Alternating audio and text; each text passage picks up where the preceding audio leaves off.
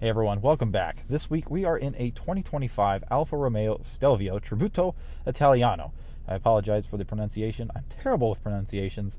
MSRP on this is just shy of $60,000. In this video, I'm going to be giving you my impressions on what it's been like to live with for the week, and hopefully by the end of the video, you have gathered some impressions and whether or not you would like to purchase a Stelvio.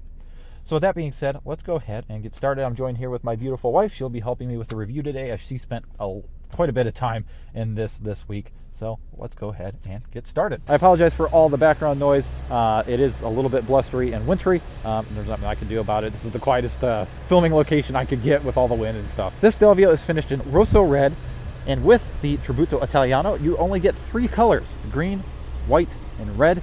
This being the red. You have a nice body-colored body kit that goes along the bottom, the black wheels, very sharp. I love the way this thing looks. Very, very cool. Do have tri-beam LED headlamps. You do get the signature DRLs as well as the grille. 21-inch wheels, look very sharp. Brembo front brakes, painted calipers, very cool. Continental Cross Contact LX tires. Let's go ahead and take a look at the trunk real quick. I apologize for the wind once again and the noise. You have a power liftgate as well. Back here, you get plenty of room. It's a little bit on the narrow side. No spare tire, but some places to put things under here and a Flix-Effect kit. Subwoofer over here, your levers to fold down your 60/40 folding rear seats. Cargo shade as well. Pretty cool. Not bad at all. Go ahead and take a look at the back seat real quick. Doors open pretty wide for easier ingress and egress. Pretty easy to get into as well. Back here is a very nice place to be. I'm 6 foot, the driver's seat's in my position. I have about 2 or 3 inches of leg room and about 1 inch of headroom. Do get a couple vents back here, a couple USB ports, rear heated seats as well, a couple map pockets in the rear seats, pull down center armrest with a couple cup holders and a place to put your phone. This does have a panoramic sunroof as well, which is pretty nice. Overall, back here, pretty comfortable. These seats are nice and plush, not bad at all. Go ahead and take a look at what's under the hood real quick. So under the hood is a 2-liter turbocharged 4-cylinder making 280 horsepower and made it to an 8-speed automatic transmission. This Stelvio is all-wheel drive, but it's rear-wheel drive biased, making it a lot more fun, a lot more engaging to drive. We'll get into the driving impressions as we get into the car and start driving because it is freezing out here, but overall, very nice. Got a strut brace as well. Pretty cool. Smart key access on all the doors. Heated front seats, heated steering wheel as well.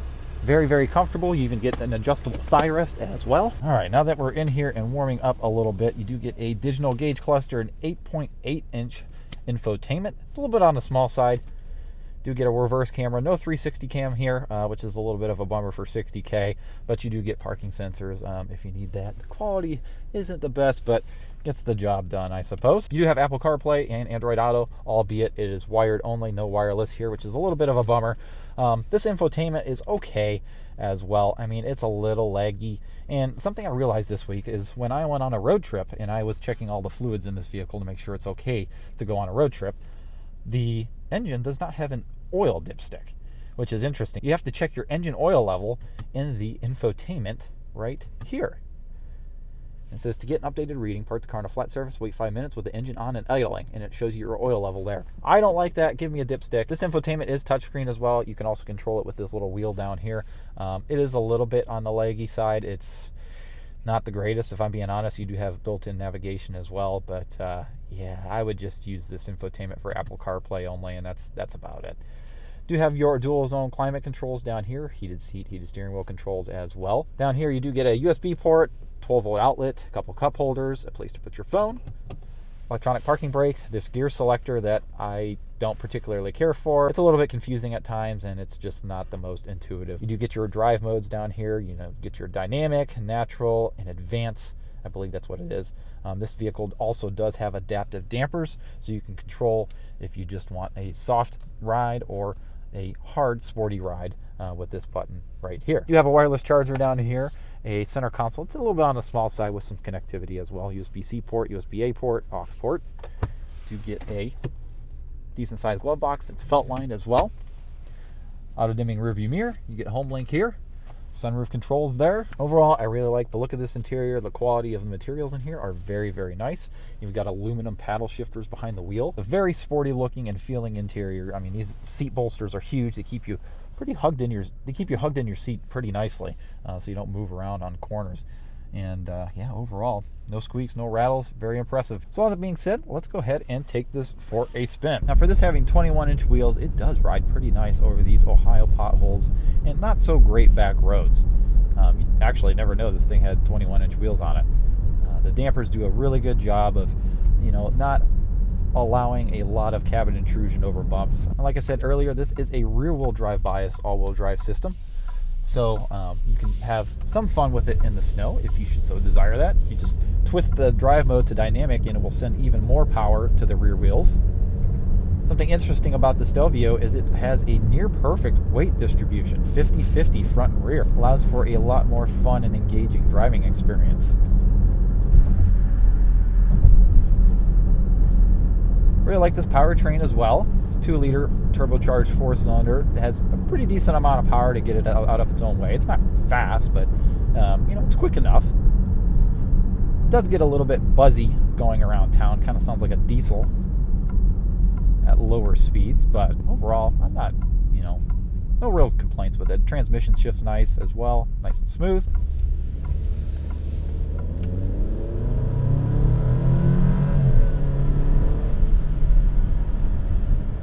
Yeah, not bad. Not bad at all. Here at speed, it's relatively quiet. It's definitely not the quietest vehicle I've been in, but it's certainly not the loudest. You have some wind noise you can hear. I think that's my biggest complaint about this vehicle, is there is quite a bit of wind noise around the pillars.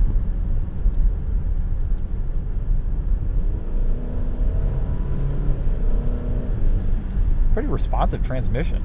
Not bad at all. Just press and hold the paddle shifter to put it into regular drive mode instead of shifting manually. Overall, just driving it normally around town, it's a very nice vehicle to drive. Now, I did have the chance to drive this in snow, and with these tires, these Continental, I think they're Cross Contact RX, I believe is what I said earlier, it's not very good in snow at all. And it's just strictly tire related. If you put something like a winter tire or a nicer all season on it, I'm sure it would perform extremely well in the snow. But with these tires as is, doesn't do so hot. A little sketchy. And on this dock, you can change the view of the gauge cluster. You can do a minimalist display, a classic throwback display from the old Alfa Romeos, and then the modern display. A little bit slippery there.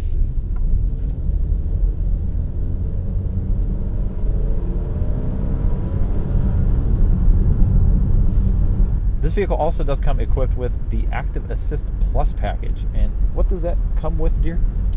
Lane Keep Assist, Highway Assist System, Traffic Sign Recognition, Traffic Jam Assist, Driver Attention Alert, Active Blind Spot Assist, Intelligent Speed Assist, and Advanced Vehicle Anti-Theft. So a ton of safety features. I actually tried out the Highway Driving Assist. It's pretty good. It does tend to bounce around between the lanes a little bit, but overall, no real complaints at all. Now, unfortunately, we're not going to be pushing it around the roundabouts very hard today just because of the conditions. I will say this is probably one of my favorite SUVs that I've driven when it comes to handling and overall performance. I really like the steering. It's super sharp, super quick. You just point it where you want to go. Not a whole lot of body roll here. Definitely feels very good. And if you wanted to stiffen up the ride a little bit, all you got to do is just twist this into dynamic, and the ride will stiffen up significantly and allow for a little bit better performance. But if it was just me, I'd be keeping it in natural all the time. Hopefully I can get one of these vehicles back in the summer, really get to push it around some corners in some more favorable conditions. This vehicle also does come equipped with a 14-speaker Harman Kardon premium audio system. Let's go ahead and demo that real quick. Go to our test tracks. Volume knobs down here.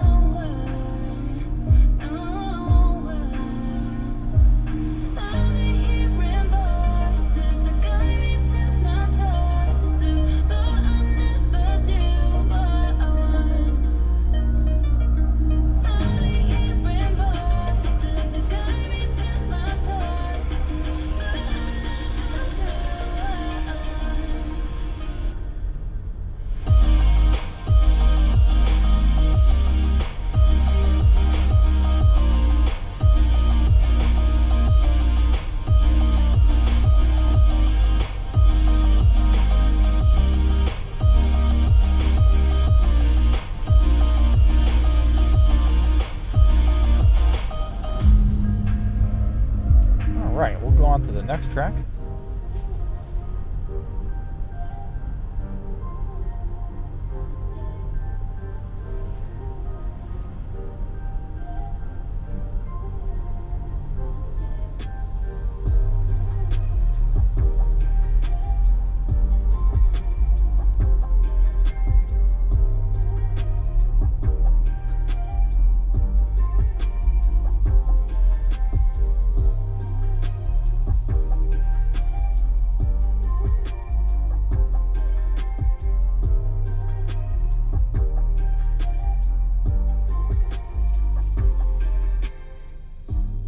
Right. I would definitely grade this as an A-tier sound system. I really, really think it's super clear. The surround sound imaging that it does is really good. It definitely wraps all the way around you and has clear sound stage as well.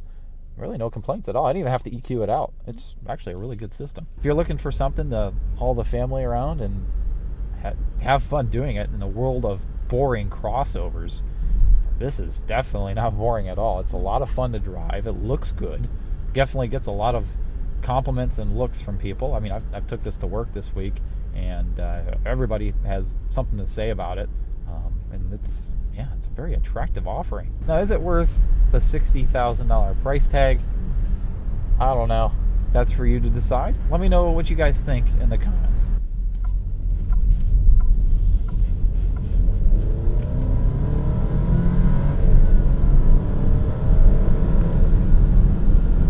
Properly quick.